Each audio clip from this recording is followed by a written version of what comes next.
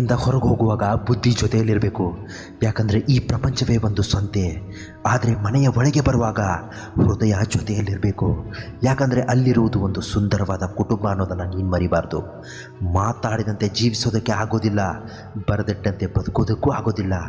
ನಮ್ಮಿಂದ ಬೇರೆಯವರಿಗೆ ತೊಂದರೆ ಆಗದಂತೆ ಬದುಕಿದರೆ ಸಾಕು, ಅದೇ ಸಂತೃಪ್ತಿಯ ಬದುಕು. ಗೆಳೆಯ, ಕಷ್ಟ ನಿಜಕ್ಕೂ ಕೆಟ್ಟದ್ದಲ್ಲ, ಅದು ನಮ್ಮ ಮುಂದಿನ ನಡೆ ಹೇಗಿರಬೇಕು ಎಂಬುದನ್ನು ತಿಳಿಸಿಕೊಡುವ ಒಬ್ಬ ಶಿಕ್ಷಕ. ನೀನು ಯಾವುದೇ ಕಾರಣಕ್ಕೂ ಹತಾಶೆ ಆಗಬೇಡ. ದೇವರು ತಡ ಮಾಡಿದರೂ ನ್ಯಾಯವನ್ನೇ ಮಾಡ್ತಾನೆ ಹೊರತು ಅನ್ಯಾಯ ಮಾಡೋದಿಲ್ಲ. ತಡ ಆಗೋದ್ರ ಹಿಂದೆ ಅದ್ಭುತ ಶಕ್ತಿಗಳೇ ಅಡಗಿರುತ್ತೆ, ನೀನು ಕಾದು ನೋಡಬೇಕಷ್ಟೇ. ನೀರು ಕುಡಿಯೋ ಮೊದಲು ಬಾಯಾರಿಕೆಯನ್ನು ಅನುಭವಿಸಬೇಕು. ಹಣವನ್ನು ಪಡೆಯೋ ಮೊದಲು ಬಡತನವನ್ನು, ದುಃಖವನ್ನು ಅನುಭವಿಸಬೇಕು. ನಿದ್ರೆಯನ್ನು ಆನಂದಿಸುವ ಮೊದಲು ಆಯಾಸದ ನೋವನ್ನು ಅನುಭವಿಸಬೇಕು. ಅದೇ ರೀತಿ ಯಾವುದೇ ಪ್ರಪಂಚದ ಸಂತೋಷವನ್ನು, ಸುಖವನ್ನು ನೀನು ಪಡೆಯೋ ಮೊದಲು ದುಃಖವನ್ನು ಅನುಭವಿಸಲೇಬೇಕು. ಅದೇ ಜೀವನ. ಈ ಜೀವನದಲ್ಲಿ ನೀನು ಶಾಂತವಾಗಿರಲು 2 ಉಪಾಯಗಳಿವೆ. ಒಂದು, ಮರೆಯಲಾಗದ ವ್ಯಕ್ತಿಗಳನ್ನು ಕ್ಷಮಿಸಬೇಕು. 2ನೇದು, ಕ್ಷಮಿಸಲಾಗದ ವ್ಯಕ್ತಿಗಳನ್ನು ಮರೆತು ಬಿಡಬೇಕು. ಕೆಲವರು ನಿನ್ನ ಬಗ್ಗೆ ತಪ್ಪಾಗಿ ಮಾತಾಡ್ತಾ ಇದ್ದಾರೆ ಅಂದರೆ ನೀನು ಚಿಂತಿಸಬೇಡ. ಯಾಕಂದರೆ ಅವರಿಗೆ ನಿನ್ನಲ್ಲಿರೋ ಒಳ್ಳೆಯತನದ ಬಗ್ಗೆ ಹೊಗಳಲು ಬೇರೆ ಮಾರ್ಗ ಗೊತ್ತಿರೋದಿಲ್ಲ. ವಿಪರ್ಯಾಸ ಹೇಗಿದೆ ಗೊತ್ತಾ?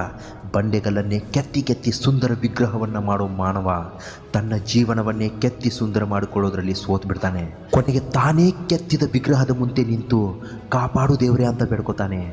ಒಂದು ಸಣ್ಣ ಮಾತು ಮನಸ್ಸನ್ನು ಗಾಯಗೊಳಿಸುತ್ತೆ. ಒಂದು ಸಣ್ಣ ಸುಳ್ಳು ಸ್ನೇಹವನ್ನೇ ದೂರ ಮಾಡುತ್ತೆ. ಒಂದು ಸಣ್ಣ ಅನುಮಾನ ಸಂಬಂಧಗಳನ್ನೇ ಬೇರೆ ಮಾಡುತ್ತೆ. ಕಾರಣ ಸಣ್ಣದೇ ಆಗಿರಬಹುದು, ಕಾರಣ ತುಂಬಾ ಚಿಕ್ಕದಿರ್ಬೋದು, ಆದರೆ ಅವುಗಳ ಪ್ರಭಾವ ತುಂಬಾ ನಷ್ಟವನ್ನುಂಟು ಮಾಡುತ್ತೆ. ಜಗತ್ತಿನಲ್ಲಿ ಸಾವಿರಾರು ಸಮಸ್ಯೆಗಳಿವೆ ಗೆಳೆಯ, ಆದರೆ ಇವುಗಳ ನಿವಾರಣೆಯ ಉಪಾಯ ಯಾರಿಗೂ ಗೊತ್ತಿಲ್ಲ. ನೀವು ಇನ್ನೊಬ್ಬರ ಬಗ್ಗೆ ಹೆಚ್ಚು ಮಾತನಾಡೋದನ್ನು ಬಿಟ್ಬಿಡು. ಅದಕ್ಕೆ ಬದಲಾಗಿ ಇನ್ನೊಬ್ಬರೊಂದಿಗೆ ಮಾತನಾಡೋದನ್ನು ಕಲ್ತ್ಕೋ. ಎಲ್ಲ ಸಮಸ್ಯೆಗಳು ಮಾಯವಾಗಿಬಿಡುತ್ತೆ.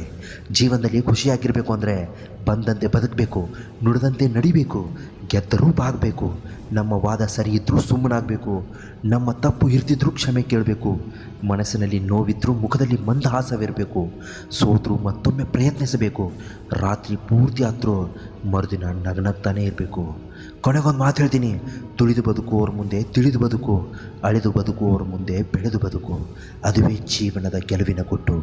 ಇಂತಹ ಮತ್ತೊಂದು ಒಳ್ಳೆಯ ಕಂಟೆಂಟ್ ತೊಗೊಂಡು ನಾಳೆ ಬಂದೇ ಬರ್ತೀನಿ. ಚಾನಲ್ನ ಒಂದು ವೇಳೆ ನೀವು ಸಬ್ಸ್ಕ್ರೈಬ್ ಮಾಡಿಲ್ಲ ಅಂದರೆ ದಯವಿಟ್ಟು ಸಬ್ಸ್ಕ್ರೈಬ್ ಮಾಡ್ಕೊಳ್ಳಿ. This is Yuvaraj from success life Kannada.